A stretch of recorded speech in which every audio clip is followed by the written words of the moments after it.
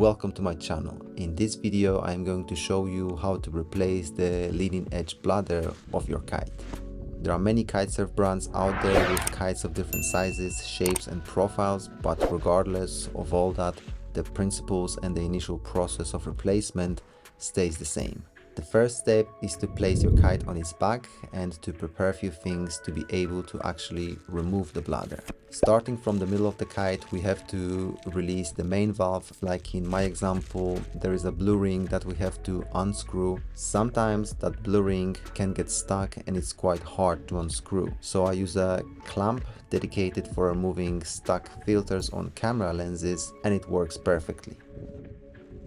Since all of the modern kites have the one pump system, we also have to remove the rubber connectors of the strut tubes. There are some plastic clips which hold the rubber hose, and I remove them with small flat screwdriver. By the way, you only have to remove the clips on one side of the connection so the valve can be pushed inside the kite, and depending on your kite you might have 1, 3, 5 or even no struts, so accordingly you have to remove that particular amount of connectors. Also, if your kite have separate deflate valve, you have to release it too by pushing it inside the leading edge.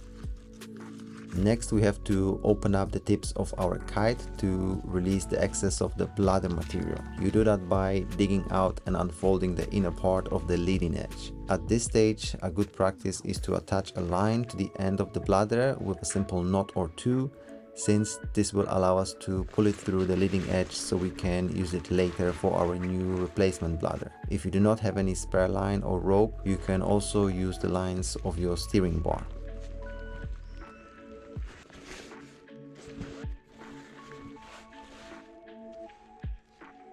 Next, we move again to the middle of the kite so we can unzip and open the tube. Roll the leading edge over to reveal the zipper. Additionally, on this kite, as you can see, I also have a Velcro cover over the zipper. Once we have everything prepared and ready, we can start pulling out the inner bladder to the outside via the middle opening. After one side is out, we repeat the same action on the other side, starting with attaching the line to the end of the bladder. When your dog comes over to help you, always be grateful and show some love and appreciation. I am replacing the bladder of my kite because the old bladder does not hold the air anymore and it has many micro holes. At the same time, I am modifying my new bladder since it comes from a different kite by adjusting the position of the valve. So I'm actually patching the old valves and cutting out the new ones, and hopefully at the end of all of it, my kite is still going to hold the air. Once the inner tube is out, we can detach the lines from the ends and attach them to the valve cap or pump leash connector, so we are not going to lose them inside the kite. Fitting the new bladder inside the kite is all about doing the same process but in reverse. The only additional step is to fold the new bladder in this specific manner and unique way to prevent it from twisting and turning around while we are going to pull it through the inside of the kite. Once the new bladder is folded, we are ready to pull it inside. It is good to have someone to help us. It makes it easier and smoother since we have to make sure that the kite is not rolling over, or we have to make sure that we are not gathering too much material of the leading edge in one section as we are pulling in the line. We also have to pay attention not to pull inside too much of the bladder. If that happens, just simply pull a little bit of the bladder out to the other side and everything's gonna be fine. You can easily see how much of the rubber is needed to be inside by looking at the main valve and aligning it with the opening of your kite's leading edge. Most likely you are going to have some excess of the bladder coming through the kite's tips, but that is normal. At this stage, just make sure you are stretching the material of the leading edge as you are pulling in the new bladder so it can run smoothly through the length of it and fill the inner space properly. Repeat the process to the other side of the kite by pulling in the bladder. Next, make sure that the main valve is aligned properly with the kite's opening and reattach the blue ring. Move on to the strut connectors. First reattach the hose rubber and then secure it with the plastic clips.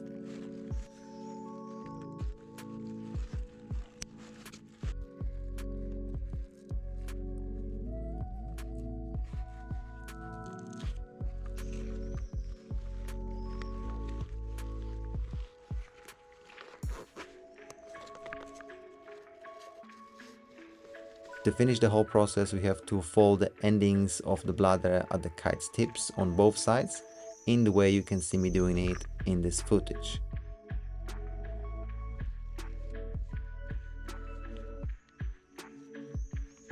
After, push the rubber inside the opening and fold it in with the extension of the kite's material. At the end of it, you can find some Velcro which is going to stick inside the leading edge.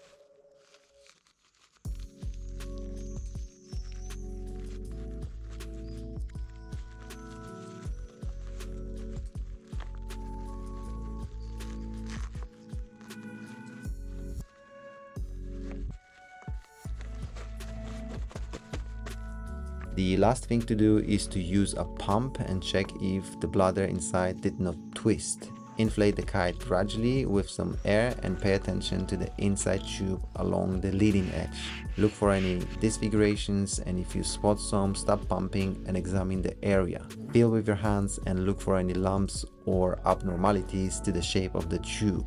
If something went wrong, it would be easy and obvious to spot while you're pumping the kite. Unfortunately, if something went wrong, you would have to remove the bladder again and pull it through one more time till you get it right. With all that being said, as always, remember, be inspired, be creative, and be active. On to the next one.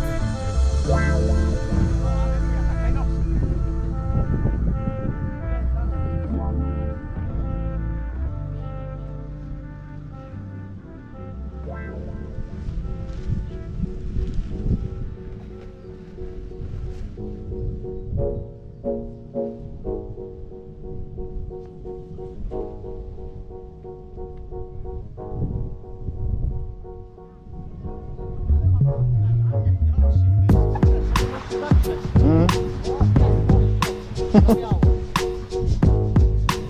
Ale mam farta. Ja też tak miałem. Przyjechałem z kontraktu i No. pierwszy mój kite. Pierwszy chyba. No. I Robert płynął, wiesz, pływam, gadamy, nie? Tylko latawiec był nad morzem. I on zamiast odbić latawiec do góry, jeździł miał powerem. Okay, so we'll see if the tube is holding, but by the look of it, it's good. Yeah. It's been around 2 hours, the tube which I glued, working fine, so we'll see if it's gonna work.